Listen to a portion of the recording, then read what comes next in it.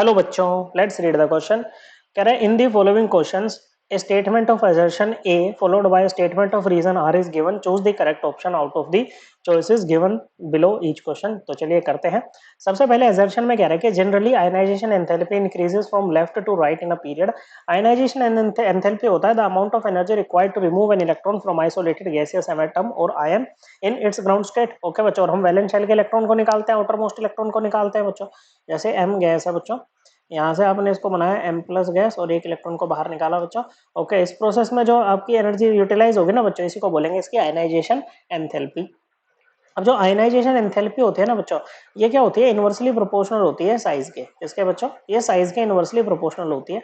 तो जब हम सेम पीरियड में मूव करते हैं तो जनरली क्या होता है कि लेफ्ट टू राइट जब मूव करते हैं तो साइज हमारा क्या करता है बच्चों, साइज हमारा डिक्रीज करता है। क्या करता है बच्चों, साइज हमारा डिक्रीज करता है। तो आयनाइजेशन एनर्जी भी क्या करेगी बच्चों, आयनाइजेशन एनर्जी भी डिक्रीज करेगी बच्चों, सॉरी इंक्रीज करेगी। या फिर आप इसको ऐसे भी देख सकते हो, चाहे साइज को देखो चाहे आयनाइजेशन एनर्जी को, कि ये क्या होता है बच्चों, ये आयनाइजेशन एनर्जी होती है ना, वो इफेक्टिव न्यूक्लियर चार्ज के डायरेक्टली प्रोपोर्शनल होती है।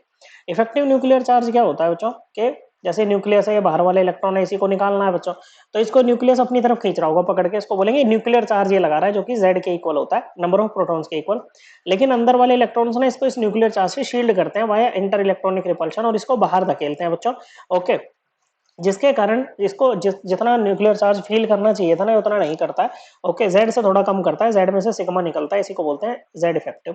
तो जब हम लेफ्ट टू राइट मूव करते हैं ना बच्चों, तो जेड इफेक्टिव ना इंक्रीज करता है, क्योंकि नंबर ऑफ प्रोटॉन्स बढ़ रहे हैं बच्चों। क्या हो रहा है बच्चों, नंबर ऑफ प्रोटॉन्स बढ़ रहे हैं, बढ़ते इलेक्ट्रॉन्स भी हैं लेकिन सेम प्रिंसिपल क्वांटम नंबर पे बढ़ते हैं। जैसे बच्चों अब बात करो ऑक्सीजन की, ऑक्सीजन की वैलेंशियल कॉन्फ़िगरेशन है 2s2 2p4 और फ्लोरीन की है 2s2 2p5। देखो इसका एटॉमिक नंबर 8 है, नंबर ऑफ प्रोटॉन्स 8 है, इसके पास में नंबर ऑफ प्रोटॉन्स 9 हो जाएंगे बच्चों।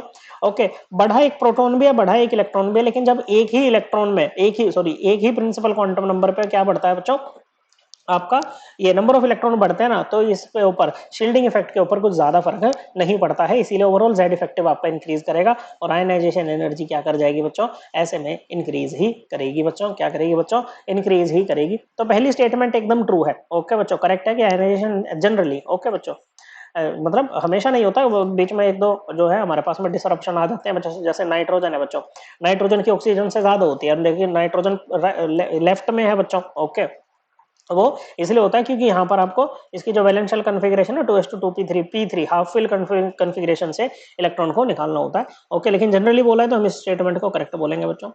फिर कह रहा है कि when successive electrons are added to the orbitals in the same principal quantum number level, जैसे कि हमने यहाँ पर बात की, the shielding effect of inner core of electrons does not increase very much to compensate for the increased attraction of the electron to the nucleus. बिल्कुल सही बात है, हमने यही तो कहा है बच्चों कि प्रोटॉन के बढ़ने का इम्पैक्ट जो है वो इलेक्ट्रॉन्स के बढ़ने के इम्पैक्ट से ज्यादा होता है यहाँ पर। तो ये स्टेटमेंट भी करेक्ट है। और जो ये रीजन जो है बच्चों, असर्शन और रीजन दोनों करेक्ट है, और रीजन जो है वो करेक्ट एक्सप्लेनेशन है असर्शन के लिए। So correct answer will be option 2 कि both assertion and reason are correct statements and reason is correct explanation for assertion। I hope आपको ये एकदम क्लियर हो गया होगा। थैंक यू बच्चों।